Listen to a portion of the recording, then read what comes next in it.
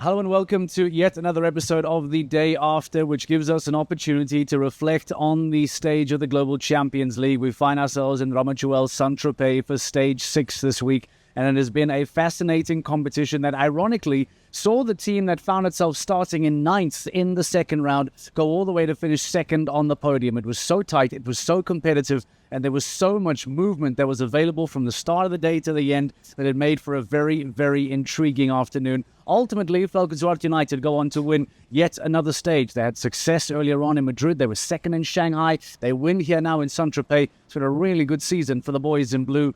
Stars, powered by the Iron Dames, the defending GCL champions, finish in second place. And what looked to be quite unlikely, some part in round 2, where Riesemack International go on to finish in third place. Good championship points for Philip Weishout and for Christian Kuckuck. To get some thoughts, to get some reaction, as always, Rosie Turner joins us on the show. And we're welcomed by Madrid Emotions, Victor Bettendorf. So, Rosie, Victor, ladies first, please. Rosie, welcome to Ramatuelle, Tropez. Very nice to be here.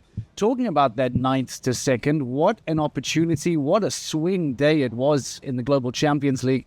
And Stars, of course, one of the many stories, but the biggest story, just suggesting how tight things were to allow such movement yesterday. It was so exciting to watch, wasn't it? Particularly because round 1, I think we had 5 double clears in round 1, which we don't have very often at all. And actually yesterday, a pole down was quite expensive in round 1. But it felt really fun because it felt like for us, probably not as much for the riders, Victor can tell us in a minute, but for round 2, it felt like it was a clean sheet again. And round 2 was so much bigger, so much more technical as well.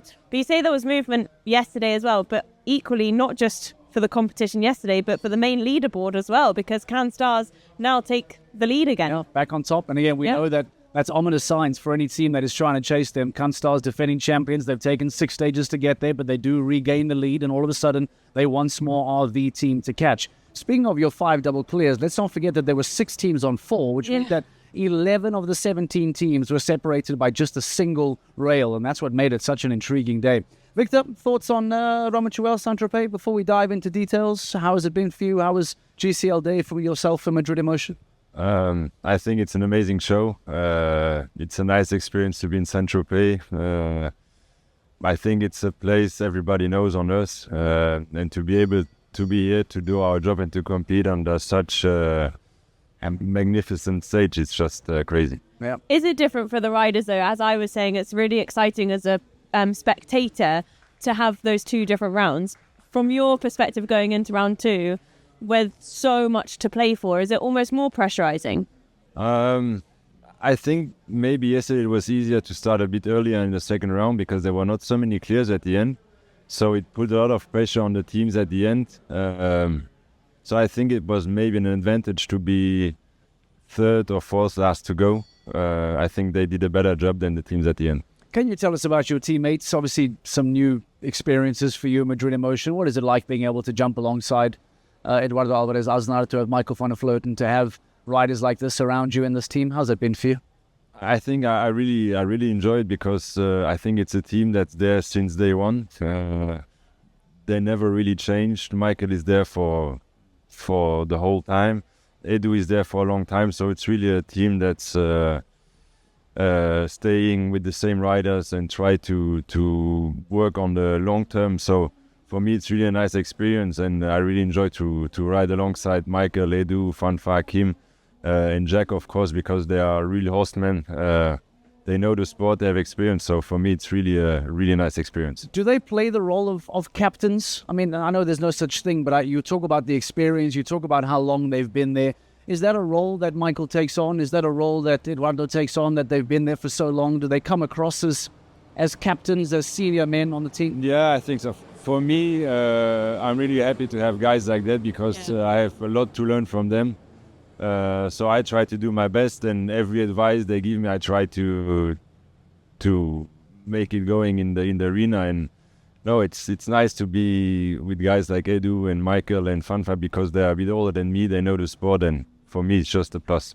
This is an LGCT Grand Prix winner and an LGCT Super Grand Prix winner. You're just taking the words out of my mouth. Exactly. How do you feel I should ride this? Says the Longines Global Champions to a Super Grand Prix winner. But yes, sorry, Rosie. No, I was going to say, to us, you seem so accomplished already, the fact that you've got stuff to learn. And it's actually something I asked John Whittaker a couple of days ago because he says you never stop learning. What do you feel like you need to keep learning from them? Is there anything in particular you're taking from them? Yeah, to manage to stay at the top level for years, because now I do it for 1 or 2 years, but they managed to do it for like 10, 15 years. And I think that's the most difficult part in our sport, to stay at the top level for long years with different horses. And what is difficult there? Is it staying fit? Is it staying hungry? Is it staying strong in the stable? What are the challenges? Yeah, what are the challenges? You say it's maybe not so easy. What have you endured over the last 2 years? The biggest challenge is to find the horses, to produce them, and to have all the time horses to be able to compete at all these shows. Because if you just have one horse, it's nearly impossible nowadays to stay in the top sport. And it's our job to produce horses, to find horses, to stay at that level, not to ride too much, to keep them healthy. And I think that's the part Michael and Edu are doing to perfection. Rockefeller was 19 last year. I think we were going to ask you about Rockefeller. Yeah, 19. That's just unbelievable. So I think that's the part I have to learn, because sometimes I'm a bit too hungry and I want too much. So sometimes it's better to back off a bit and allow it to roast, you know. What was that feeling in the team when Rockefeller retired? Did you all have a sort of team chat about it? Has there been any different feelings without him there now? For me, I didn't know the horse so well. I didn't know Edu so much, so I heard all the stories and everything. But for me, it was maybe less emotional than for other people, because I don't have such a relationship with Edu or with the horse before. But it was quite an emotional moment because, again, he had his best